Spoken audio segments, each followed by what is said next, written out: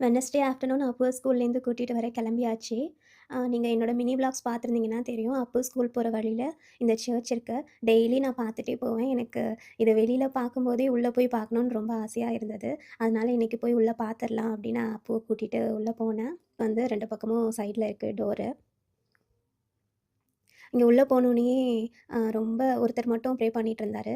So நெறைய பேர் இல்லாதனால எங்களுக்கு கொஞ்சம் ஈஸியா இருந்தது. கொஞ்ச நேரம் உட்காந்துட்டு போலாமான்னு என் பையனே சொன்னான். அந்த அளவுக்கு ஒரு பீஸ்ஃபுல்லான பிளேஸா இருந்தது. சென்டர்ல வந்து ஃபுல்லா கிளாஸ் பெயிண்ட் பண்ணியிருக்காங்க. அது ரொம்பவே அழகா இருந்தது. எனக்கு கிறிஸ்டியன்ஸ் கிட்ட ரொம்ப ஒரு விஷயம் ரொம்ப பிடிக்கும். அவங்க வந்து ப்ரேயிங்க்கு வந்து ரொம்ப இம்பார்ட்டன்ஸ் குடுப்பாங்க. சண்டேனா எந்த ஒரு வேலையா இருந்தாலும் அத தள்ளி வச்சுட்டு சர்ச்சுக்கு போயிட்டு அந்த ப்ரேயர் டைம கரெக்ட்டா ஃபாலோ பண்ணுவாங்க. நம்ம வந்து அந்த மாரி ஃபாலோ பண்ண மாட்டோம். நமக்கு ஏதாவது தேவை இருந்தா கோயிலுக்கு போவோம். கோயிலுக்கு போணும்னு முடிவு பண்ணப்ப, வேற ஏதாவது வேலை இருந்தா நமக்கு அந்த வேலைக்கு ப்ரிஃபரன்ஸ் குடுத்துட்டு கோயிலுக்கு போறத அப்புறம் தள்ளி வச்சுக்குவோம். பட் டெய்லி வீட்ல விளக்கு ஏத்துவோம். அதையுமே சம்டைம்ஸ் வந்து பண்ண மாட்டோம். ஏதாவது ஒரு ரீசன் சொல்லி.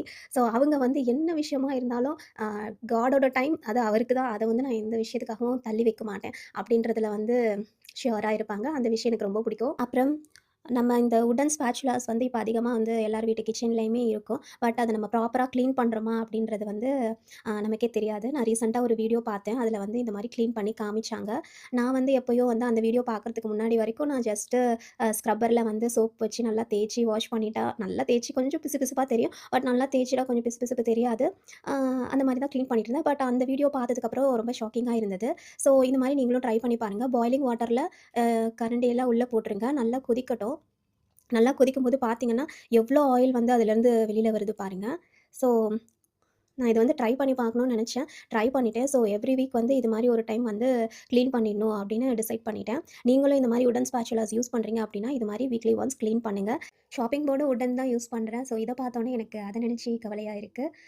பட் நான் வந்து ஆல்ரெடி வந்து ஸ்டெயின்லெஸ் ஸ்டீல் ஷாப்பிங் போர்டுக்கு மாறிடலான்னு டிசைட் பண்ணி வச்சுட்டேன். அ இத பத்தி நீங்க என்ன நெனைக்கிறீங்கன்னு கமெண்ட்ல சொல்லுங்க.